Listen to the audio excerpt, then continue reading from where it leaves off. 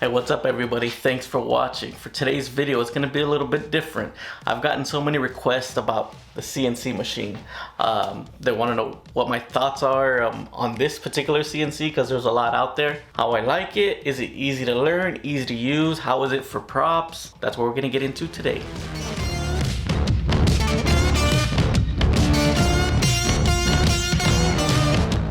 Alright, so the one I have is actually the OneFinity CNC, the Journeyman. It's a 48 by 32 inch CNC machine. They do offer different sizes, and they even actually have a newer model that has a lot more features than what mine has.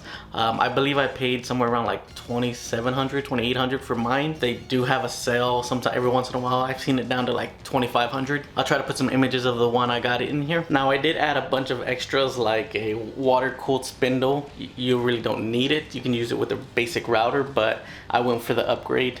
I don't know why, but it's been great. It's actually quieter than what a router is, so it works out great for me. T-track, a shop vac, everything hooked into it, and then I also, the CNC, when you see it actually is just these metal pipings and everything.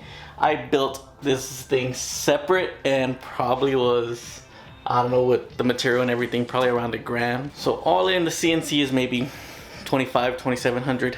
All the extras I've put into it and put all around and built all around with it and everything, you're probably getting closer to around $5,000. Now you definitely don't need all that stuff. I think I was just overexcited and I bought a bunch of other stuff to work with it. But when you're first starting and you're first getting out, you really just need the basic machine, and that can get you going. You can do a lot of stuff with it. That being said, I am glad I did upgrade to the spindle just because it's quieter than what a router is, especially the Makita router. They can get pretty loud. And then you really might think, okay, you built this whole thing just to keep out the sound. And that was a thought, but that really wasn't the main focus.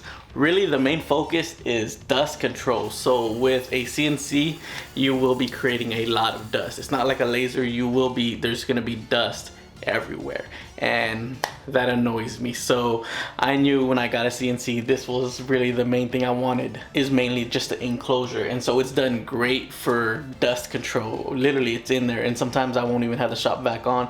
I'll just have it cutting and just let the dust settle. It settles in there, and after I clean it all up as well. So sometimes I'll have it on, sometimes I have it off. Since I have it hooked up to a shop vac, they're not really meant to have on for hours and hours and hours, so I don't really run it as much as I could. I just more on the safer side, but I'll show you a cut where I'm running it.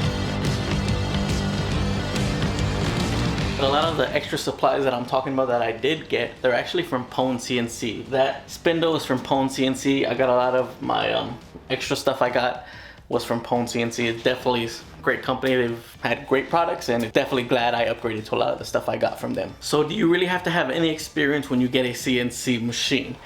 No, I had no idea. I just saw it. Man, I want that. I can find something to make. You'll have to purchase a software to use, which I think there's two main softwares, but the one I went with was Decor. Super easy to learn. Even if you're not really into computers, don't get intimidated by the software. I'm telling you, it's pretty simple, pretty basic. You watch a couple of YouTube videos and you'll pick it up pretty quickly. I've had no problem with it, especially creating a lot of the stuff I create. So if you want to get into more detailed stuff, you might take a little bit longer, but if you're doing a lot of the stuff that we probably do, prop making, it's pretty simple. Alright, so let's talk about some fun stuff. Are you actually able to make money with this? That's gonna vary with everybody. It's gonna vary with, honestly, who you are as a person, your drive, your motivation, your ambition, but the opportunity is definitely there. So let me tell you something. I get so many requests for a lot of custom work, custom signs, so much stuff that I turn down actually, just because I don't have the time to do a lot of that extra custom work that people are wanting. And right now, a lot of my focus really goes to YouTube and the Etsy store and creating those plans and all that format stuff I do, all those digital plans that I do. But I would get so many requests from people about creating some of the signs I do and stuff like that. And so that's one of the reasons I got this. I said, you know what, let me create some stuff and see what happens. And so I create a lot of the smaller, simpler stuff, some basic signs, oh baby, wild 1, wild 2, just some simplified animal shapes and stuff like that. Nothing too difficult, nothing too intricate. Like a basic sign takes me 10 minutes to make on here. It's the design work that takes you a little longer, and then especially if you pick up work from other people, they're gonna want to be pretty specific. I really just stay away from that for me, just because this is more just a little side thing that I do.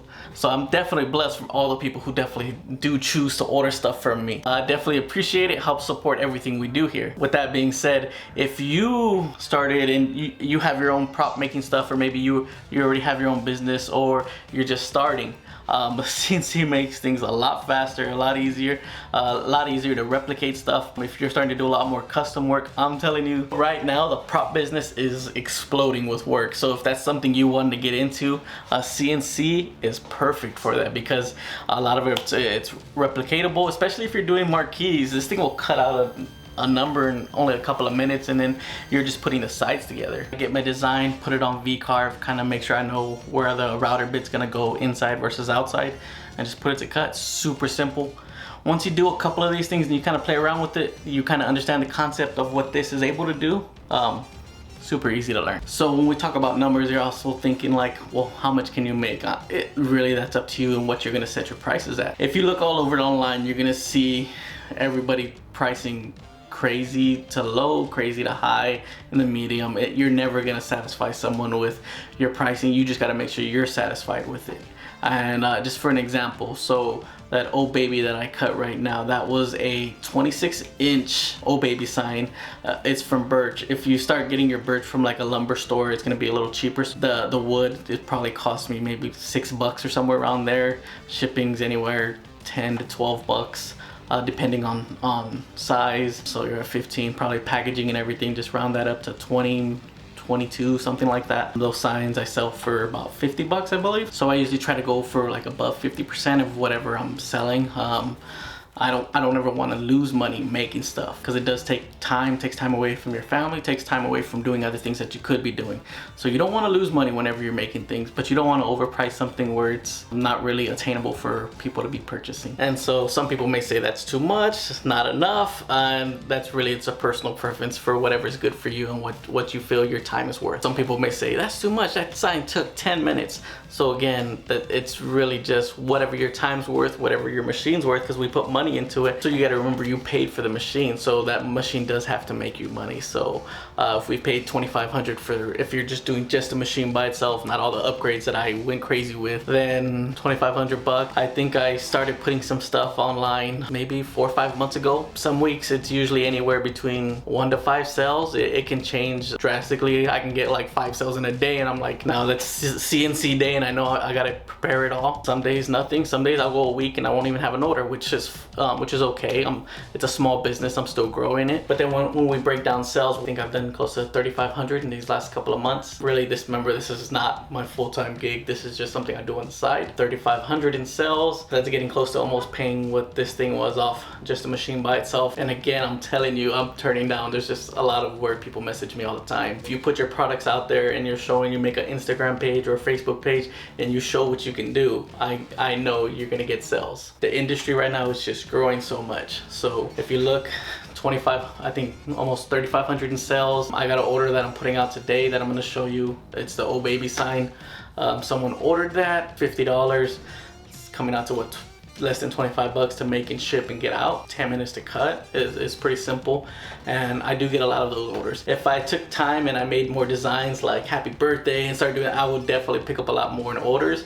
I'm really, this is the side thing from whatever, for the other stuff I do, so it's kind of difficult to put as much time as I could into it. But if this is something that you already have a business, or this is your business, or you're thinking about growing it, a CNC definitely makes sense, just because of the price point of what everything is. So probably one of the biggest hurdles you will run into this is shipping. And if you want me to make a video kind of how I tackle shipping, definitely leave it in the comments below. It's a big learning process. Well, for me, because I have no idea what I was doing.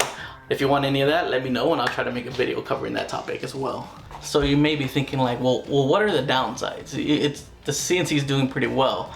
Well, really, the only downside is the size. I kind of wish I would have got a bigger one. Now they sell full 4x4. So if I was gonna get it again, I'd get the newer one, probably a 48x48. I got a 48x32. I'm still able to do most of the stuff I need to do, but a 48x48 would have been a lot easier. And the second thing was probably my fault. I built the box. I have a back opening. I'll show you in a second.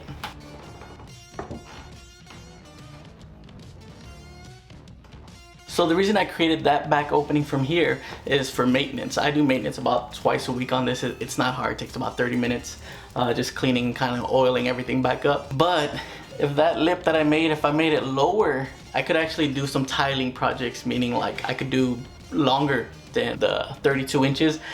I could tile it where it would do a section, and then once it's done with that section, I'd scoot it all the way through, passing the plywood all the way through, and then let it tile that one. And you can do larger items that way. I just didn't think about it. I was just building my whole box. It was hard to figure out the measurements, and I kind of guesstimated on a lot of stuff, and it worked out great. But that is the one thing that kind of bugs me a little bit.